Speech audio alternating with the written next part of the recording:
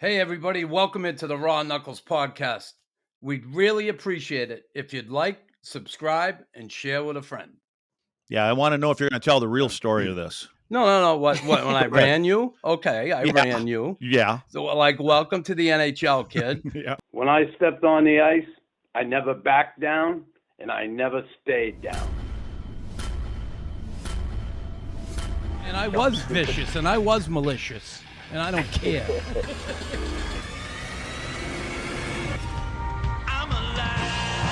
a freaking madman. Look at him going to town. That'll be a suspension. That'll be a fine. All right, hey, welcome to the Raw Knuckles podcast. Good to have you, Luds. Good to see you. It's been a while. Had you a few times on my radio show talking a little hockey, Dallas Stars, the Habs, all that. I want to, introduce you to Tim. Say hi to Tim Stapleton. Hey, Tim. What's going on? How you doing? Tim, I saw you played for the Green Bay Gamblers, so you spent a little time in Wisconsin, huh? Wisconsin. I played at Duluth 4 years. Yeah. So I got a Did you have you didn't have Ozzy for a coach, did you? Yep. Did you really? He was a psycho in juniors. Yeah, and then I saw him in college. He's like, just call me. He was like my best friend. No, yeah, he does. Yeah, he does. He's a good You guy. know him pretty well? Yeah, I know Oz well. I haven't seen him in a while, but he's a good dude. I like him. Great. Now He is. Now I see he's still at Wisconsin, right? He's still coaching yet? Yeah. This coming year. Yeah. He's like their social media dude. Like he's got fucking social media all the time about Wisconsin, this and that, and so he's earning his paycheck apparently. For sure. No, he was awesome. He was a great coach for me, and I had him in juniors. So. Yeah. Cool. So, all right, Nux, away we go. Yeah, away we go is right. Eagle River, Wisconsin. The 2010 census says there were 1,398 human beings living in Eagle River, Wisconsin. Like growing up in a small town like that, how the hell did they ever start a hockey program? Nux, that fucking sign hasn't changed since '62. Since I was born. So right. I don't know if they're trying to keep it under wraps, but that Eagle River goes from 1,200 or 13, whatever you said it was, to about 25 to 30,000 in the summer. Big resort area. We have a chain of 28 lakes. They call it the largest freshwater chain in the world, which I don't believe it because they have little channels that go from one lake to the other lake, and they call that Lynx Lake, and then they call the next one Voyager. So somehow they got their name in the record books. But from the standpoint of hockey, we were that small town that you played this, which I think that all kids should do, and they don't do it anymore because they're on the ice 11 months a year, and they've turned this into a job for 14 to 15-year-olds. But it was baseball, football, hockey, and track. And we had enough players that and fishing. and fish. And fish. As a matter of fact, getting off that path, my grandpa was one of the big dogs in northern Wisconsin, and muskie, walleye, perch, bass, all that kind of stuff. And being I guess, in demand as he was, I mean, he was a guide every day literally every single day. I've sat there and watched him pull fishing hooks out of his nose, and from people that are sitting in the boat that are hooking him. They're not the only thing they're catching is my grandpa, but it had its benefits because I got to fish with Hank Aaron, Bart Starr, those kind of guys, and they would come up, and so I'd always get to go along for those. And Christ, I wish I knew that, Luds. Like here I am, like I always fish in the ocean, right? I love fishing. And now that I live in the Lake of Two Mountains here, muskie fishing, walleye, all that stuff, and I've never fished freshwater, and I've kind of learned it in the past couple of years, and I've had some success. But it's awesome. I love muskie fishing. I wish I knew because when I was up there, I would have went muskie fishing, but I was too busy. I think it's You hate it. I hate it because it's boring. I couldn't even cast. I've done it once, and I was like, fucking. Well, I mean, it's all day, and you can come home and everybody's got a heart on to say, "Oh man, I had 4 follows today." Well, big deal, And like I said, I got spoiled because he would take us and my kids, and and things like that when they got older. But he would take us to where you'd literally be changing the hook, and the hook is hanging over the boat, and a fish would jump up and bite it. So it was one, and that's not no word of a lie. It would bite a bare hook. But those are the kind of lakes that we would go to. You know, he knew where the crappie and the perch and walleye were, and so when it got into the muskie fishing, it was like, no, man, because all day long we're taking fish off, and here everybody, like I said, everybody's going crazy over, look at this one, and northerns. We have northerns up there, but you can't eat them. They're, all full of bones. Right. But yeah, I know I've seen some stuff for you fishing, Nux. So good. And I don't even fish anymore. I live on the lake here, and I think I got fish. I got used to catching fish. I fish now, but I go to Kroger and Albertsons. That's where I fish in the fish market. So I don't have to clean them or anything. Good stuff. Well, let's get back to the hockey in Eagle River. I remember you came that first year in Montreal, and I just knew you're American. I'm there. Great. We have another American on our team. He's coming in. But how did you get discovered? Because here you are, Northland Pines High School in Eagle River. You play there. And then who discovered you with USA Hockey, where you went over and played with the national junior team in Germany in 79, 80? I never knew that part of the story. No one did. Right. No, honestly, nobody discovered me. I mean, I had, coming out of my junior year, I had some letters that came from D3 schools, all, obviously as local as Wisconsin can be around you.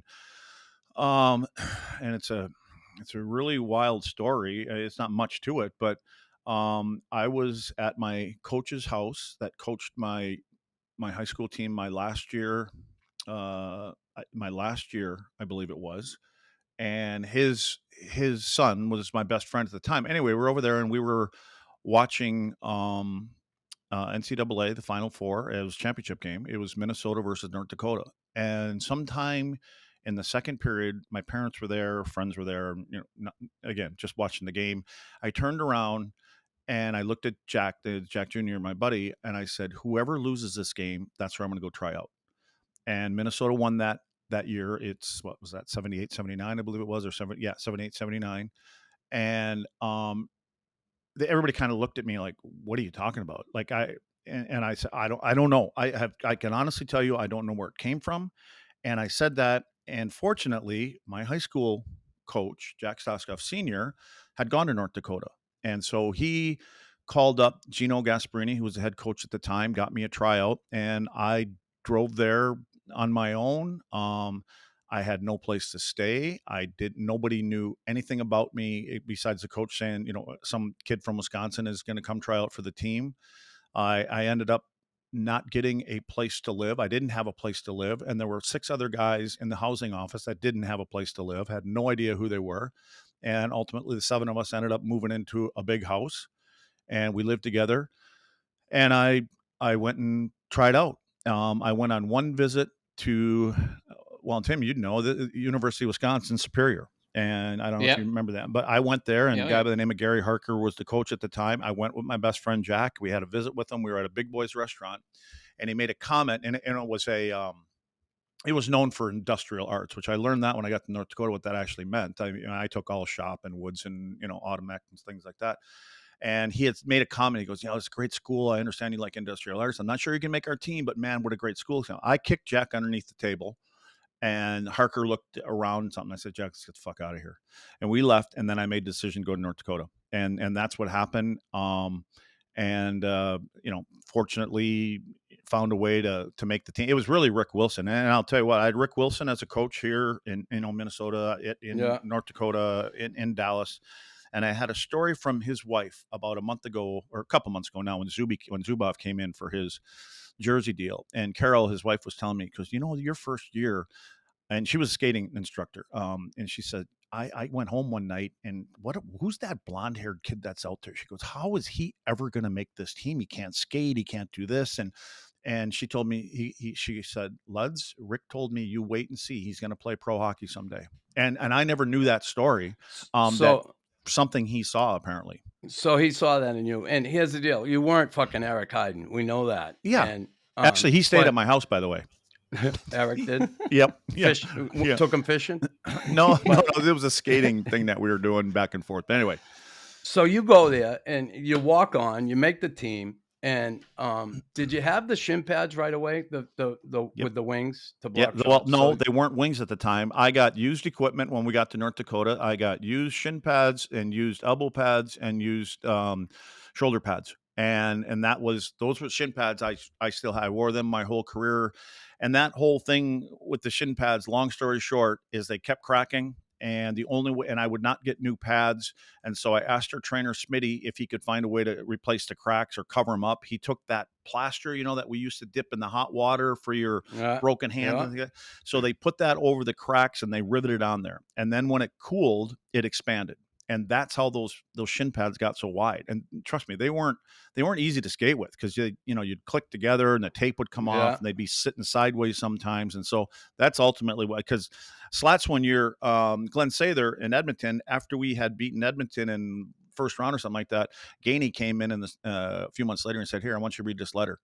Glenn Sather had handed some kind of a rule change or petition into the NHL that Slats wanted he wanted a measurements for player shin pads, kind of like goalie pads. He was upset about that. So that is my story. One of the kids even wanted to wear them. One of my kids wanted to wear my shin pads when I was done.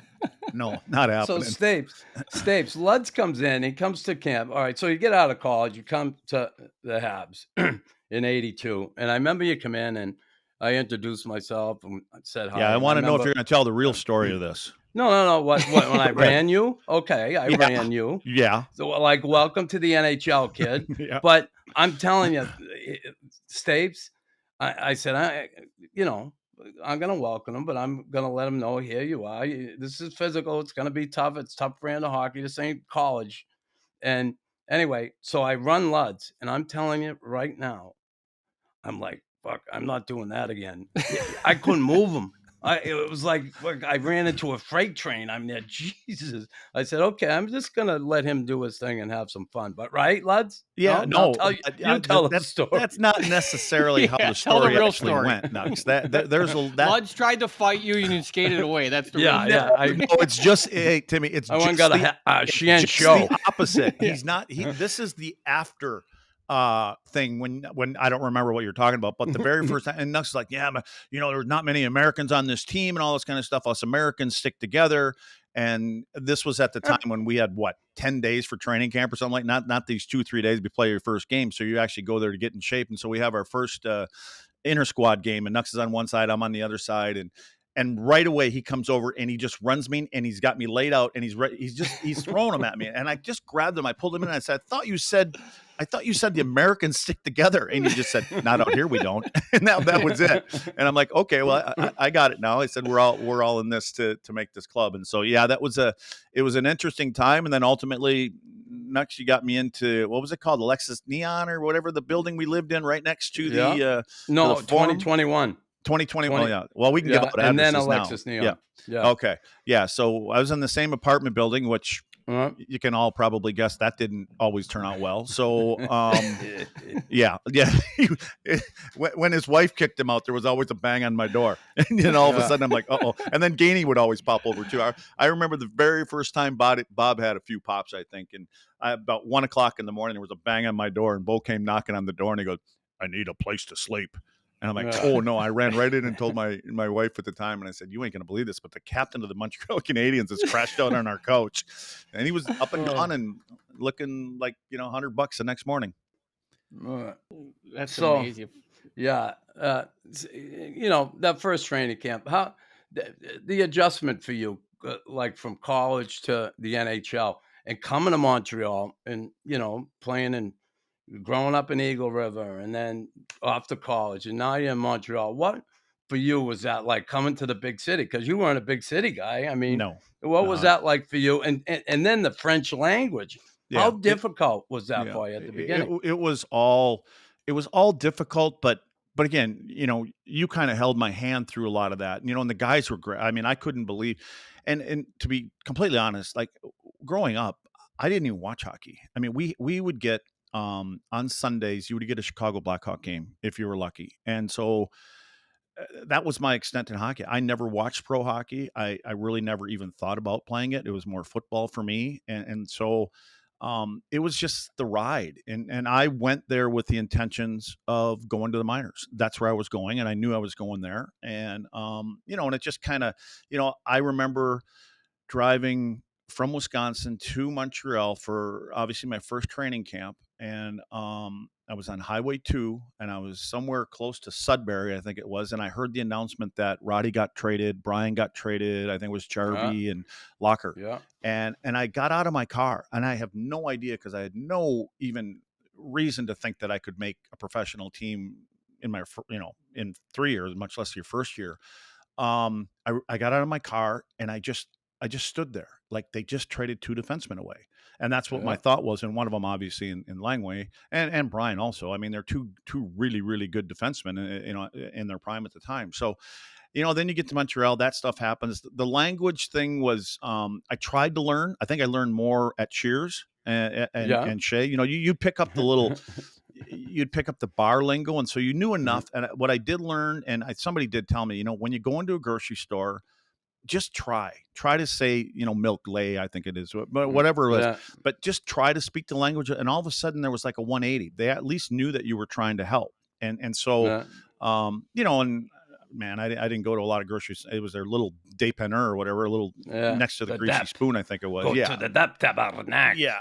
Yeah. So, but again, I was where I lived. There was nothing to do except go to the rink the next day and then maybe pop to this place and go home and repeat. And that's kind of the way it works. So the language thing, what was very cool is like in the locker room. And even though there was only a couple of us that didn't know anything, you knew some French at that time. Yeah. But the guys would always say something, but then make sure they'd say it in English after that, because they had enough respect for their teammate or mates or whatever it may be, that a couple of them are, young kids. They have no idea what you're talking about. And they would repeat it, in English. Yeah. And it's funny, you're not thinking you'll make the team. And the guys who honestly Nuck's getting drafted and picking up the GM and the coach and telling him he's going to make the team. It's complete opposite. But it's amazing. The guys blazed the way for you before that, and me, as far as Americans. And the 2 guys, honestly, Montreal always looked for American college defensemen after they got Nyrop and after they got Langway. Mm-hmm. And you saw it, right? You, Chelly, they started drafting a lot. Curvy, they started drafting a lot of U.S. defensemen out of college. They really... someone was onto that, and it was certainly a good thing at the time, because we got so many good D-men from U.S. college. I think it's incredible. I really think the reason was that because of the coaching, and I think what they felt is they trusted, and they knew that the coaches at the college level continued to get better, and they were getting them more prepared to play at the next level. And they didn't have to, because now it's kind of trickled down. And Tim, this being younger, is like things trickle down. I mean, you don't see a lot of kids at 17, 18 years old go to college and make a team. Like they'll go play junior, whether they play in the USHL, the North American League, or whatever it is. And they want them ready to be able to plug them in. And so when they you go to North Dakota, I remember my first year at North Dakota, and I was like, that's a freshman over there? He's got a full beard. But I didn't know that these guys were all coming from, BC, and they were 21 years old. And so, I think that's the way it's kind of gone with the college coaching, because they know they come from the juniors and then they go to college. If they do, they're ready. They're prepared to step in and play. And I think that's just, it's a testament to the coaches that are at the college level and at the junior level, that they're being able to prepare them better to come in, and they don't have to do the work, and we don't have to send them to our minor league team for 2 years. They're ready to come in, and maybe we got to send them there for a year or 4 or 5 months just to catch up to the NHL level or the pro level. But besides that, I think that has a lot to do with it. Who was your coach in North Dakota? I had Gino Gasparini. I had Gino and Rick Wilson were there. When did Blaze come? When was Blaze there? Dino came in. I think it was. I was only there technically 2.5 years, but I was only there. We had won the Nationals my first year, my third year. My first year when I was there, it was Rick Wilson. Dino came in, I think, after that. And it's funny because when it was when we had won the national championship, it was in RPI. I still can't say what that is, but Rensselaer Polytechnic Institute. Like I said, at RPI, the nerds. I remember Gino walking in and he says, "Hey, come out here." And he goes, "Listen, Or no, sorry, this was right after that because I was working at a hockey camp like a month later in North Dakota, and Gino caught me on the street and he says, "Hey, come on into my office." And I'm thinking, Jesus, what did I do last night that I got caught or something like that? And you're working with a bunch of kids. And he goes, "I just want to let you know you've been drafted." I said, "Oh, okay." And I said, "All right, thanks." And I got up to, he stopped me. He goes, "Well, don't you not want to know by who?" I said, "Oh yeah, who?" And he goes, "Montreal." And I said, "Oh, okay." And I walked out and he goes, "Hang on a second." And he said, well, "What?" I said, "I'm never going to play pro hockey." And that was kind of you're my like, who's their thought. minor league team? Who's their minor? Like that's what you're Oh asking. Jesus! Who's What their minor- was it? Nova Scotia? Then Yeah. Was it? I think it was Nova Scotia. And as a matter of fact, Yeah. we went there. My very last preseason game my first year, we played a game in a preseason game against somebody in Nova Scotia. And I thought, oh, I know why I'm making this trip. I might as well just pack my stuff because they're going to tell me to stay here. We don't got to fly you back here. You don't have to drive. But yeah, but again, I was prepared for that. I was ready to go. And I just figured, I thought, you know what, I could play 3, 4, 5 years in the minors and I could go home to the big city of Eagle River and I'll be this big dog there. And, I'm making 30,000 Canadian, which is about, I don't know, 150 bucks. Yeah. So, but again, I just remember, you remember Noobs, right? Knox, you remember John Newberry and Oh yeah. yeah. Well, the year coming into Montreal for training camp was the big brawl between North Dakota and Wisconsin. And Noobs, I had a little piece of him on the bench. And then what did they do? I didn't know any of that. I didn't know about that. Oh yeah, Wisconsin. This whole coming into the NHL, I just felt that North Dakota, we had a tough team, and no, there wasn't. It's nowhere near what the minors would be, but it was physical. I mean, it was a step up for me, obviously going from high school.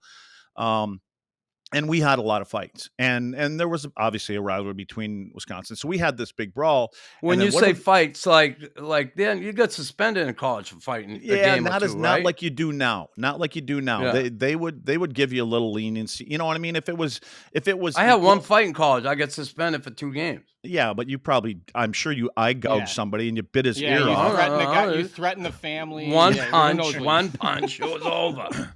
Oh well. Anyway, but that fight, and then we get to camp in Montreal, and they put Newberry and I in the room together, and I thought, well, this is by design. And all I heard every day, and this is nothing against Newberry, but Luds, don't worry about it. You're not going to be down there long. You're only going to be down there 3-4 months, and you'll be back up with us and all this other stuff. And then come the very last day, that Nova Scotia game, and next day we get to the rink, and guess who was headed to Nova Scotia? And it wasn't me.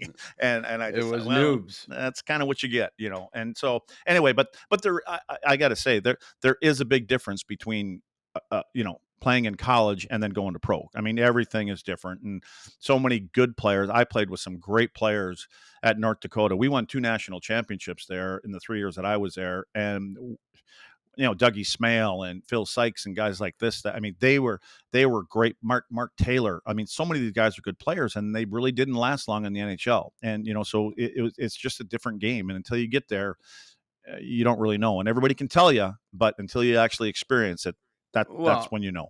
And you talk about the fighting at college and playing on a physical team, and it certainly prepped you for the Adams division at the time, because Montreal and Boston, and you learn pretty quick what that rivalry was all about. And honestly, to have you there, and not that you fought all the time, but boy, knowing that you could, and knowing that you could go out there and play physical and play tough and play hard hockey was such a positive thing for our team, because you know what it was like in there. Going into Boston Garden was like, man, of Philly, but Boston for us, I mean, that was everything. Those games were crazy. And and my thing was the coaches, whoever it was at the time, it seems like I don't know how many Puddinghead. Puddinghead. The big before him was Bob Berry, and this kind of stuff. But it was like, okay, you go into Boston, he goes, you're going to be playing against Neely. And I'm like, who's Neely? Like, at the time, I don't know who the hell Neely is. And then all of a sudden you become part of the advertisement and the boards. You're like, oh, this is who Neely is, and so, and so I think we had a mutual respect for each other. Cam, I mean, he's obviously is and was a great player and does a great job in Boston now. But that was, I'm assuming that would be similar next to you going in and having to know that you're going, Dave Brown is there tomorrow night. So you guys kind of know, I mean, overnight, but for me, it was like, Jesus, this guy's going to run me through the end of the rink and they want me to play like this against him. And so you have to do what you got to do. But I mean, I think we had a mutual respect, because there were sometimes he would look at me after we kind of run into each other and he may be the one going down and like, hey, good job, kid. Yeah. You know what I mean? Like that. And so I love players like that. They don't change their game, but they respect the people that they're playing against and give them the kudos when they deserve it. What go back to that brawl with Wisconsin, was that like, did you play against Osiki in college? Oh yeah. Or was he, him and like Rollick and Yep. Well, and the the funny thing is with that whole Wisconsin thing, I had part of Bob Johnson in one arm too. So I had Badger Bob, I had Newberry, Kerry Eads for us kind of started that whole thing. Well, that next summer I get recruited, prior to that, I got recruited by Wisconsin. And so Bob Johnson drove to Eagle River, met with my parents, and, and everybody hears about it. This kid's going to go play for the University of Wisconsin, blah, blah, blah. And about 2 weeks later, I get a call from him. And Mr. Ludwig, I said, hey, coach, what's going on? He goes, how you doing? I said, good. And he goes, we have a bit of a problem. And I'm like, I'm like, what the hell? How could they find out what I did this weekend in Eagle River that got me into trouble in Madison, Wisconsin? And he goes, well, he said, son, were you aware that we have a grade point average here in order to play? I said, no. And he goes, yeah, it's 2.5. And I said, oh, okay. And he goes, you're not even close. And I said, okay. And he goes, I'm so sorry. And that probably had a little bit to do with going and trying out at North Dakota, because theirs was 2.0. And, at the time in our little podunk town, what's that? As student athletes, you're giving us a bad name. I mean, yeah. Well, and that's why all three of my kids, my twins and CJ, all of them, every semester, whatever it's called, all had honors every year and all graduated. And I told them, I looked at them, I said, I don't even want to know. Where did that come from? Yeah, I don't want to know. I do not want to know. Don't care. So anyway, so yeah, there's a bunch of things that, have happened to me, and it all just seemed to kind of fall into place or work out for some reason. And you never played in the minors. I did not. I was very fortunate. I would think I was similar. I didn't have nearly the career you had, but I would be like, I'm getting sent to the minors, and then like 2 days later I would. Well, I did my time in the minors, though. As soon as I was done, I retired after we won the cup. Gainey calls me up it actually was in like January, and I was out snowmobiling with my friends, and it was about 2:00 in the afternoon, and there were about 8 of us out there, and he calls me, and I made the mistake of answering the phone, and I end up saying, shut up, this is Bob Gainey on the phone. So I go walk outside, put my leathers on the bottoms. I didn't have a jacket. I thought it was gonna be a short conversation. Didn't know what it was. Anyway, stood out there for 20 minutes and talked, and he wanted me. And Bob is he's methodical. I mean, he thinks ahead before he says things. And he goes, well, I have, that. He says, I have a plan B, but I got to put, no, he said I had a plan A. I got to put plan B in place before I pull the trigger on plan A. And I'm like, and I have no idea where this guy's going to this thing. Well, he wanted me to go there and coach. He goes, I'm going to let the guys go, and I'd like you to go to Kalamazoo. And I thought, oh man, I just got done and I'm doing this and that. And I said, can I call you back? And I did. So I called him a couple weeks later and I said, yeah, I'll do that. And which was great. I'm glad I did it. But then he says to me, when you get there, we got, there's about 8 or 9 days with no games. And I said, yeah. And I was thinking, well, that's great. And now we can kind of implement some of the things we were doing in Dallas and, help them, get ready for this and stuff. And he goes, take your equipment with you. I'm like, huh? He goes, take your equipment with you. And I'm like, why would I take, I'm taking my skates and my gloves and, and you guys are supplying sticks, right? And he goes, no, I want you to take all your stuff. I said, why would I take my stuff with me?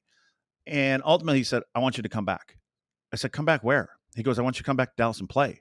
I'm thinking, what? And Dallas had a pretty good team. That was the year Eddie stood on his head. And I'm like, oh man. And so I said, man, I can have some time to think about it. Ultimately I said, no way. And the main reason I said no is I wasn't doing anything, obviously, after you retired the year before. And I said, now you're coming back in mid-season when the guys are in mid-season shape. I was just 40, I think it was. And my kids were just entering high school, my twins. And I said, Bob, man, I don't care, how people are going to laugh at me when I get smoked by some guy, but I don't want my kids having to go to school tomorrow and to go, man, did your dad get smoked last night? And so ultimately I did. And then they end up going to the finals, and I was actually sitting in Kalamazoo watching all that. Well, Ludwig, let's talk before we get to the Dallas part of it. Let's talk about that Montreal years, and obviously you made a name for yourself. You certainly were a big part of our team, especially that Adams division. Your toughness on the back end was like unmatched a lot of nights and much needed. But we win the Stanley Cup, certainly '86. What a awesome feeling that must. I mean, I know what it felt like, but for you, like, what was it like for you in Montreal? Just explain, I guess, to the listeners the feeling and what it's like to win a Stanley Cup in Montreal. It's incredible. I didn't know how important it was to Montreal, to be honest with you. After playing, I mean, hockey's important there, but I didn't understand the significance of what the fans think about winning that trophy until we got to the day of the parade. And I was like, you are kidding me. And people were throwing ropes up in the crotches of the lights up there, and they're sitting in the crotches of the street lights, and their buddies are trying to toss them up bottles of beer. And it was, and for us to be in that parade and take, I don't know how many hours it took us, 8 hours or 6 or whatever that thing was down. It took us about 8 hours to go about 6 and miles. The cars were pretty much trashed by the time you got there. And I had the honor of being in the car with Gainey, with Rick Green, which is a treat, as you know. And all I know is you're going so slow that after 8 hours of drinking and doing all the things you could get out of the car, you could run, you'd see the Shea or Super Sex or some club that you probably visited. All the girls had their titties out the window, right? You can take a piss, you can have a drink, and come back out, and the car is only about 100 feet ahead of you. I got back to the forum, and I had 19 bottles of Dom Perignon on the floorboards of the car. And I just said to Greener, I said, hey, you go, nope, they're all yours. Go ahead. So that a million people. There was a million people at this parade. It was insane. It's crazy. I mean, I don't know if you can win it in a better place. I don't know, obviously, what Toronto would be like, and you think of all those kind of cities. But that's when you ask about that. That's when I was on my way back, and what I did on my way back, and from Donnie Cape, Larry Robinson's buddy there, I had bought a black vet. It was an L80, I think it was a 83, 82, whatever. But anyway, and I took that Montreal Canadiens bag and I put it in the passenger seat. And I made it to Wisconsin in 13 and a half hours, or just under 14 hours. I got stopped twice, but I drove all the way through Canada, right, all the way across the top, and then you kind of cut down when you get to Michigan. I got stopped twice, and I made sure, and I just kind of pulled that big bag over with the CH on it. And I remember both cops said, "Oh, you?" And I said, "Yeah." And, "Oh, okay, go ahead. You're on your way." So then I started learning about the perks, and but until that day, and driving home and trying to describe what the parade was like. My parents weren't there or anything like that, because I think it was all a shock to me and everybody that I was even, playing in it. But that was the day that I really understood how important it is to those people in Montreal. Yeah, it was incredible, Tim. You just did you get like a day with the cup, and did you bring it back at the Eagle River? Not in Montreal. I did in Dallas. Yeah, they didn't. I don't think that policy came in until a couple of years later. Okay. Yeah. And are you the only NHLer out of Eagle River? I think so. Out of Eagle River. Yeah, I mean, it's an accomplishment just to get out of Eagle River, regardless if you're a plumber or you cut hair. But yeah, I think I am. And that's why I was pulling this, especially with Pavelski and with Joe, and Joe's from Point, as you know, and that's only an hour and a half. For Ashley, he's from Plover, but pulling for that because I thought, oh man, we could have another Stanley Cup party here. So no, I think the only other guys that I know of, I mean, everybody's always whether they were born there or not, there's not many, but the Johnsons, obviously, those guys are from Wisconsin, and Chelly always every once in a while claimed he was, but he didn't. He just tore up the University of Wisconsin. That's about it. Oh, it's amazing. So Ludwig, looking back, and you look back over your career, winning that Stanley Cup in Montreal, you won one in Dallas, which awesome. You play with some awesome guys there, and I obviously see Bob bringing Cabo there, brought you there, right? And he knew how important that would be to that team and getting to another Stanley Cup final. But when you look back over your whole career and the coaches you had, which coach did you like the most, and which one could you have done without?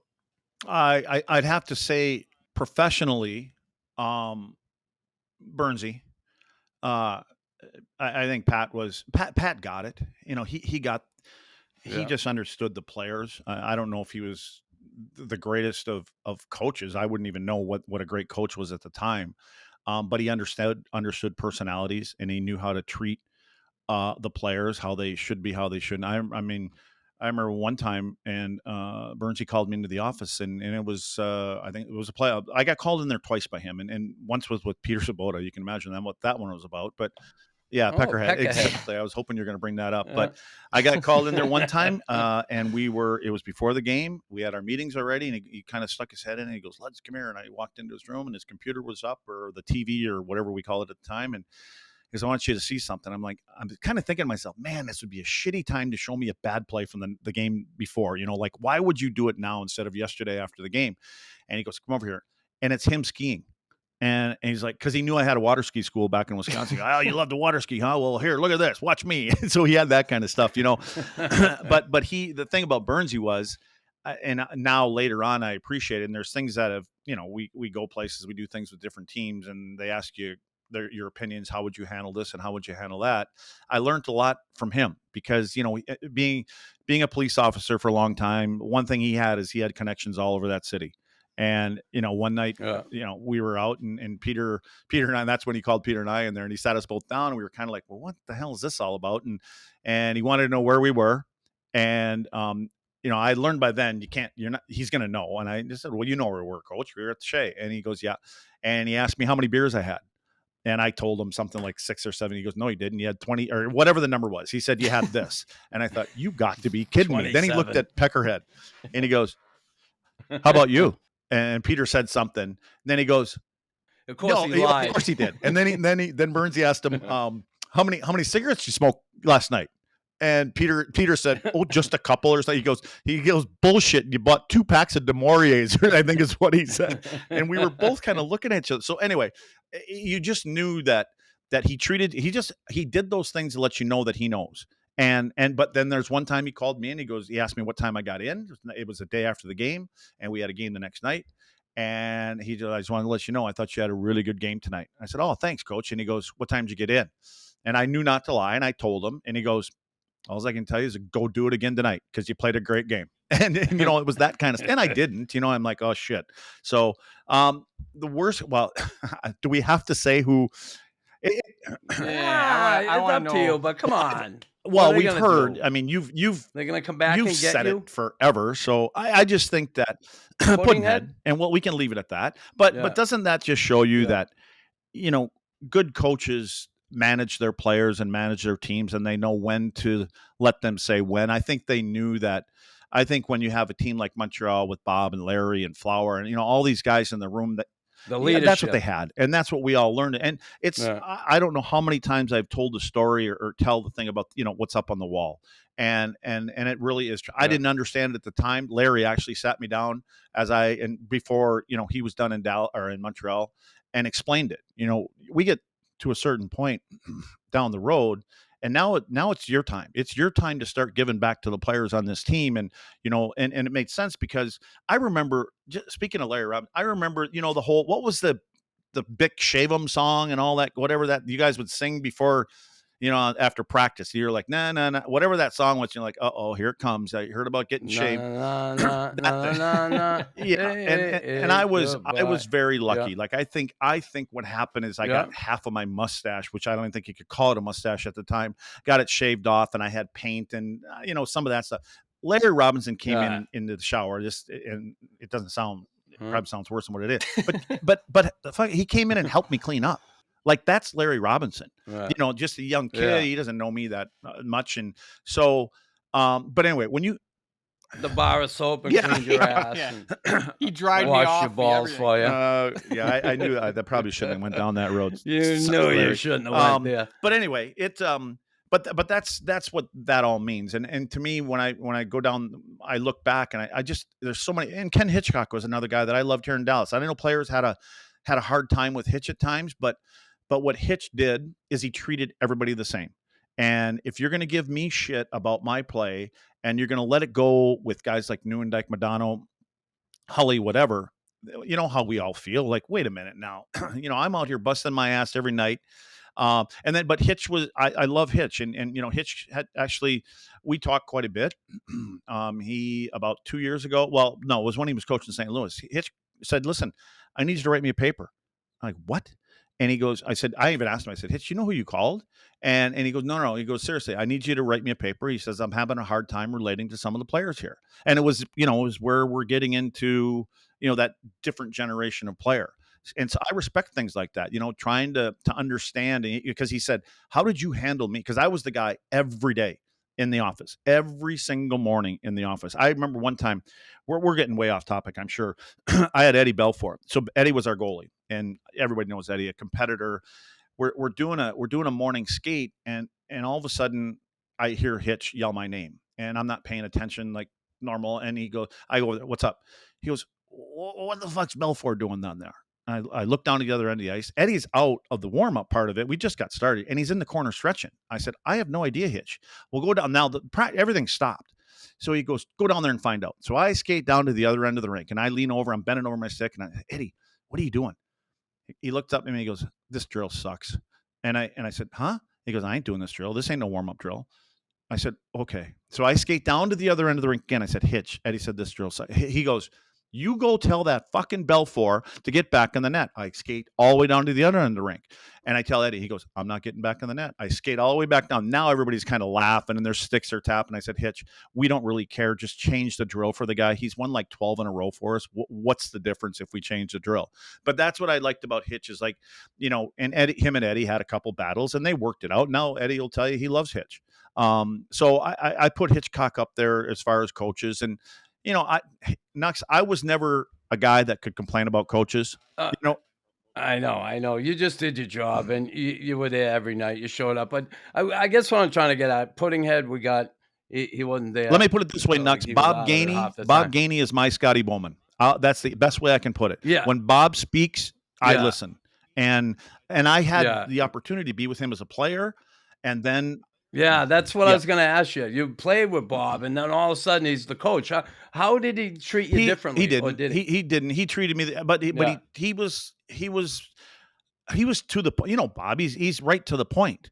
And there was I was probably a rookie, and we had played Quebec, and he kind of tapped me on the shoulder. We were on some little tiny plane. Maybe we were coming back from, I don't know wherever it was, and he grabbed a couple beers and he says, come on back. And I sat down next to him.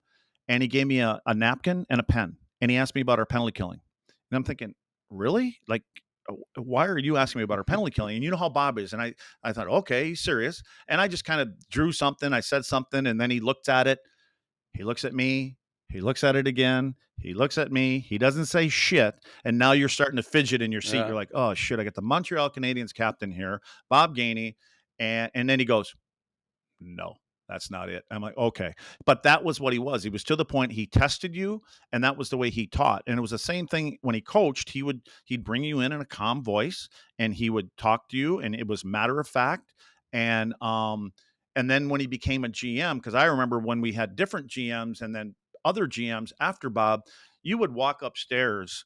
For us, we'd walk up the steps, and if Bob wanted to talk to you, you'd be wringing wet at least I was wringing wet by the time I got there thinking, what did I do? What now? Where other GMs that I've been, around, and, you could go up there and throw your feet up on the desk and go, hey, Emery, what's going on? And so I just look at Bo as a guy that was always teaching. And I just, at Zuby's thing, he was here, and you know how he gets, he kind of corners you and then he starts talking but he's always teaching. Nux, do you think there's anybody else that could actually go through what Bob has had to go through family wise and still be like just put together, and like he's consistent, such a strong guy and he's on this planet. He lost it a little bit there, obviously, but for someone that the strength and the backbone and the fortitude that he has, and first losing his wife, Kathy, a wonderful woman, brain tumor. and then to lose his Mhm. daughter like he did, how devastating. And I spent some time with him here in Montreal after the loss of his daughter, and I got to tell you, God, it was such an emotional time. We were up his condo one evening, and we were having a few, and God, it was so Yeah. goddamn Yeah. painful. I don't know how the hell he went I don't on. either. I really I'm didn't. sure you've never told but knowing did, Bob, did you ever tell right? the story about when I think we were sitting in a hotel bar in Washington and Puddinhead came in, sat down at a different booth, and I think it was you that said, fuck them, we're all just staying here. And the next thing we know, we turn around and look, and Yeah. I just saw these shoes crawling out behind the bar, and That was in Was that where it Vancouver. was?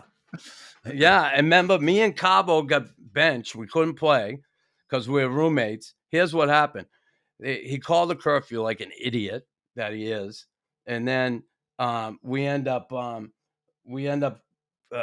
missing curfew, and he came. Yeah, he had come in, and we just sat there. And anyway, Bob snuck out.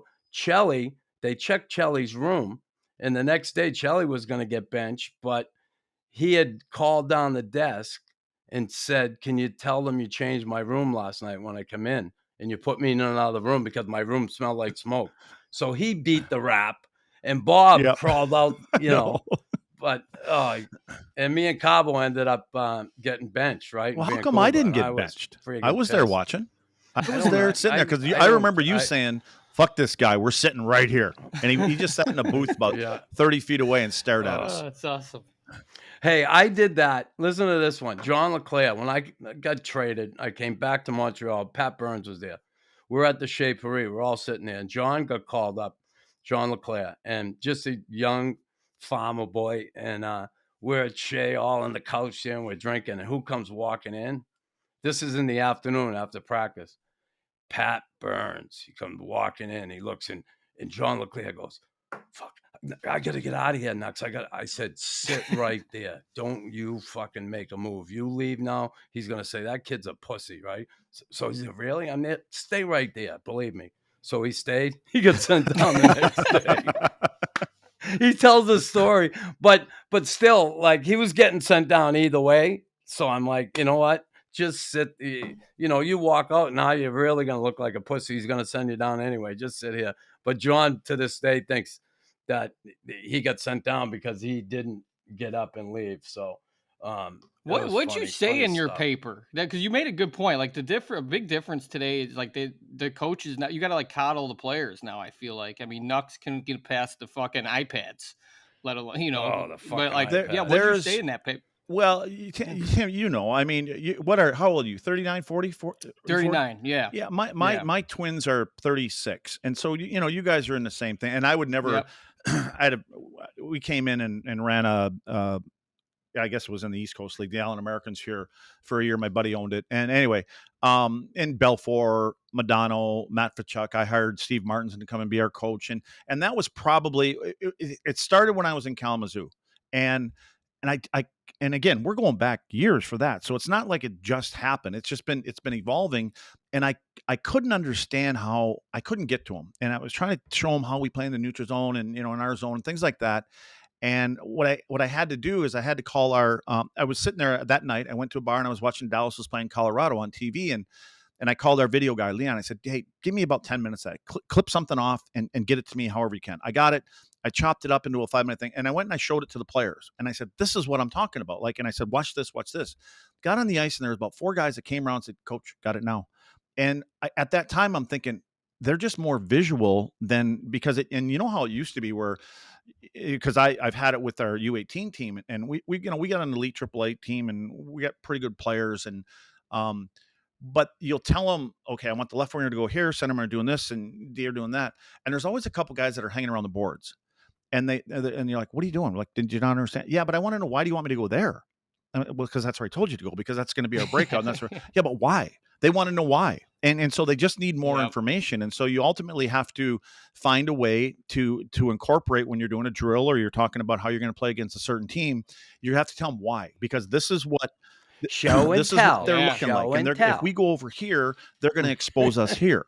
And you can't, there is no more putting a foot in anybody's ass. That I mean, I think that's part of coaching, though. I think that you will find the players. We talk it a lot. Matt Fachuk and Hatch and I. You could do that to us. Like there was an example. I used it. In fact, I told Hitch this while we were playing. He was giving Zuby shit, and it was about going cross ice through the ice. And one particular play got intercepted, and it went the other way. And I said at the time, I said, Hitch, I said that's why Wilson's got me playing with him. I said for the 10 times he tries these things, 9 of them work. The one that doesn't, that's on me. Then I have to be able to buy time and play a 2-on-1 and blah blah blah. And I said, what you have to know about Zuby is you can't, or all of us, you can't push the same button with every player because it doesn't work. And so you have to find the way that you motivate or get your message across to them, and you have to know their personalities. And, there was something I had told our guys before we played at National. Our team went to Nationals this year, and I told them, I said, there's scouts are coming from all over the country with this stuff. And they don't, in today's day, they're not really, I mean, yes, they want you to be a good player, but they want to know what you're like as a person. They want to know what you're like off the ice. What do you do? What are your grades? And you would think that's a college thing, but they want to know you as people.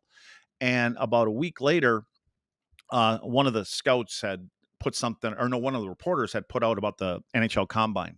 And there was a sheet that one of the reporters got, and it talked about exactly that, about this is what they want. They want to know this about you and this about you. And the hockey comes like fourth. And so that's kind of the stuff that I would talk to Hitch about.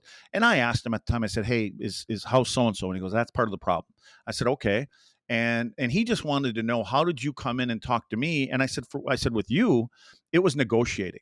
And I just said, Hitch, do you remember when I'd come in and I'd ask you, a lot of times it was Carbo, or not Carbo, it was Hully, but it was just typical. But there were other guys that agreed with it. And next, we had Mike Keenan there and Carbo. And so we had some strong guys that knew what the hell they were doing. But I would go in there and say, listen, can we just try this? Can we try to play this way? 5 games. Just give us 5 games. If not, we're going back to your way. And I knew he'd never take 5 games, but we would negotiate. So he goes, Leds, I'll tell you what, we'll give you 3 games. And I said, oh, awesome. And we get to game 1. I go in and I tell the guys, hey, we got 3 games to show it. You want to play this way? You want to open this up? You want to do that? Let's do that. We'll try this. And they're going to let us do it. And the very first game, I mean, it's the first period. Oh, we're not playing. And I just turn around and I look at him. I said, Hitch, 3 games.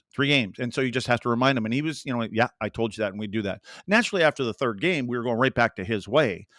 But at least we proved to him that we can think for ourselves and we can, play this way. And I think that's part of being a good coach now. I watch Gerard Gallant, and I know Gerard to talk to him. I don't know him as a coach. I love Gerard. And I just think and you hear it all the time, like the players love to play for him. But that's a guy that played for a long time, and he was a blue collar player. I think coaches that are blue collar players, and any player knows about your history, some reason there's instant respect immediately, saying that you played a certain way. And then you got to earn the rest. Yeah, exactly. And I think that's why. I mean, how many we've seen Gretz, go on the bench, and Mo has talked about it. Madonna. I mean, there's other guys, but these are special people to me. They're special people that had special careers. They have special talents. They didn't have to work. I had this conversation with Rick Wilson one time too, after optional, mandatory optional, and I said something, and he came back, and I know Wills well, and he came back and he goes, come on up and talk to me. And I went, mandatory optional, like they all got optionals. You don't. You 4 guys come in and skate tomorrow. And I just said, Wills, I said, sometimes I don't think you guys understand that we have to work harder to stay in the lineup than these guys. I said, yeah, maybe they are the reason that we win things, but you don't do it without us. But I said, just once in a while, we would just like the benefit to say, hey, you got the option. And to Rick's credit, we landed, and he said to me, you got the option tomorrow. And I said, thanks. And I went in and I skated. And it wasn't about any of that. I just want you to understand, like, Nux, I mean, you fight every night. Yeah, you need a fucking break sometimes. Exactly right. Right? Like, it's harder on the average NHL guy to stay in the lineup and play and fight for your ice time than it is for Kucherov and Hedman. And these guys are going to get the ice time, and they deserve the time off. But, man, you just watch. And that's why I would think that I look at a guy like Craig Berube and having Otter there and Monty there, and his coaching staff. I just look at that group and I'm like, those guys all played hard games and they get it. And I'd be willing to bet that those players would go through the wall for them. And I think having Doug Armstrong as a general manager there, being with Bob Gainey and all he's that, good. I look at Army being one of the best in the league. I really do. And I talk to Army enough, and I respect his opinion so much. And where a lot of it comes from, working with Bob Gainey. It all trickles down, and I think he took a lot from what. Yeah, good mentor. And what he did, and for him. this is where I get pissed off sometimes, and sometimes it hits close to home. I'm like, some of these general managers, they think that they have all the answers, and I'll tell you the guys that have the answers, the guy like Doug Armstrong, because look at who he surrounds himself with, and he's got Dave Taylor there, he's got Al McInnes there, he had Larry there, he had Brodeur there, he's got a voice, he's got people around him and behind him. Bob Gainey told me years ago, back to Bo again, he said, if you ever get in this business and you ever want to be this and that, he goes, just surround yourself with some good people. And so when I had that thing going on at Allen American, my buddy, the first thing I did is I brought in Eddie as our goalie coach, brought Matt Tkachuk in, and Madonna was a figurehead, just bring credibility, blah, blah, blah. But, and it turned out well for us. We won the championship that first year. But, that's what I look at. And I think when you see some of these general managers and you have these teams that are kind of like that, just look at who they're surrounded by and who are the people that they're talking to every day. And maybe that has something to do with it or not. I don't know. Well, Ludwig, speaking of championships, and you winning 2 Stanley Cups, one in Montreal, one in Dallas. Now, which is, I guess, your favorite? I mean, they both certainly have meaning to you, but which was your favorite, one, and how were they different? And then two, retiring after winning that Stanley Cup, playing 82 games and then every playoff game. What the hell was that? Well, I looked at Jordan and Elway. They both did it. And they had parades and all this shit for them, and I went out and nothing. So well, couldn't you want to play another 8 years like Shelley? Were you fed up? No, I'll tell you what. Were you like I fed looked up? at it as I was on borrowed time. I was healthy and everything else. I was gonna quit the year before. You never got hurt. Like, you were hardly ever hurt. I know, but mean, I wasn't. Every year, over 70 games. I was done the year before. I was quitting. My ex, Pam talked me into staying that last year. She's the one that said, no, you can play again. You can play a couple more years. And then when it happened, I thought, you know what, this is the right time. And, you go out that way. And I knew I was, again, I'd never play in today's game, but I could feel that I was losing a step here and there, and I didn't want to. And my kids were, I had my kids young, and I'm like, man, I don't need them getting shit from, how they can, oh, Jesus, you're dead. I didn't want them going through that. And it's a slug. He sucks. But you know what? Look at them goofy. Cut the cord. But it worked out okay for me because the coaching, the minor thing. They brought me back to Dallas. They let Hitch go. I went on the bench with Wills, with the NHL club, and then I went to Salt Lake City with our minor league team, and then by luck the TV thing happened, and so I've been able to stay in hockey, not necessarily all the time in the NHL stuff, but I like working with the kids. But to answer your question, I don't think you ever forget your first one. I mean, it's for me, I feel disappointed. I'm disappointed that some of the greatest players never had the chance to win one. And, I don't know why. And I hit Marcel Dion one time when we played in LA from behind, and, he wasn't that big anyways. And I remember seeing him at the, whatever the club was upstairs after, and he had this, he had this big gash over his eye. And I always felt bad that I did that, and he was never bitter about it. And it's not like we're friends. We just talked about one time, but I feel bad that guy never got to win a cup. So I just look at that. I was in the right place at the right time. And I think there's so many great athletes, regardless of their sport, that they have to be in the right place at the right time. I mean, you got to be able to fit into the system, to the coaches, to, all these different scenarios. I was in the right place at the right time, and I'll never forget that one in Montreal. And I never knew how important it was. And what's really crazy is you can go back to Montreal. I'd go back there and play in that PIF tournament in Sherbrooke, the softball thing. And you could be walking downtown 10 years later, and everybody knows who you are. Even kids that are like younger, and it's crazy. And I'm not on TV or nothing there. So I really respect that. And it's awesome. But I have to say that I went 13 years in between. And then to be able to get that last one, we lost that one. It's funny. The one thing I do regret, I won 2 national championships in college, both on the road. Won 2 nationals, or titles, I should say, in NHL, both on the road, Both played on the in road. one championship Stanley Cup at home and lost to Calgary. That one. So Oh, I've yeah. never had the opportunity, Right. because I watch teams now, you see them win, and I'm thinking, man, you guys, you have no idea how lucky you actually are to win it at home with your fans there. You don't have to travel and all that other kind of stuff. Win it, period. Yeah. Win it, And period, again, but so I get I ya. do look at I look at them differently. I'm here in Dallas, and it kind of is a little bit like Montreal. A lot of people know who you are, and so when you're doing things, and you go out, and next thing you know, there's a Miller Lite sitting next to you. And I always appreciate that when somebody's throwing one of them at you. Or a Dallas Cowboy Yeah, cheerleader not sitting a next to you. that's the thing is I'm here Okay. when I go to Wisconsin. I'll put a Dallas Cowboy shirt on, and when I'm here, I wear my Packer stuff just to piss people off. I'd wear Green Bay Packer ties on the set when we were doing the Fox stuff, and just to piss people off. And I let the guys come out. There would be a game that night or that day or whatever, and I'd let the guy from the camera guy, when Green Bay would lose, he could come on the air and he could cut my Green Bay Packer tie in half and things like that. And yeah, I think it was more for viewers to tune in and see that kind of stuff. So Well, Luds, I'm telling you, you did, and you were certainly a great addition to our team. We needed a guy like you in the back end, sacrifice himself, block shots, were tough, awesome teammate, and you said it. You don't, not much bothers you. You don't care about much, and you came across like that. But when you played the game, you sure as hell did. you know what I cared about, Nux, to be honest with you? I cared. The thing that I cared the most about is not letting you guys down. Just what in your position, like don't do something that, because I'll never. We could always end with Pepe. You brought up Pepe, not me. I remember that. Pepe. Pudding head, Barry. You asked that. Who's pudding head? Not pudding. No, No, Pepe Pepe. Lemieux. Remember the Oh, Philly? yeah. Remember the Philly thing? Pissing in the sauna. No, remember the Philly thing? The brawl with Philly. Obviously, we've seen it numerous times.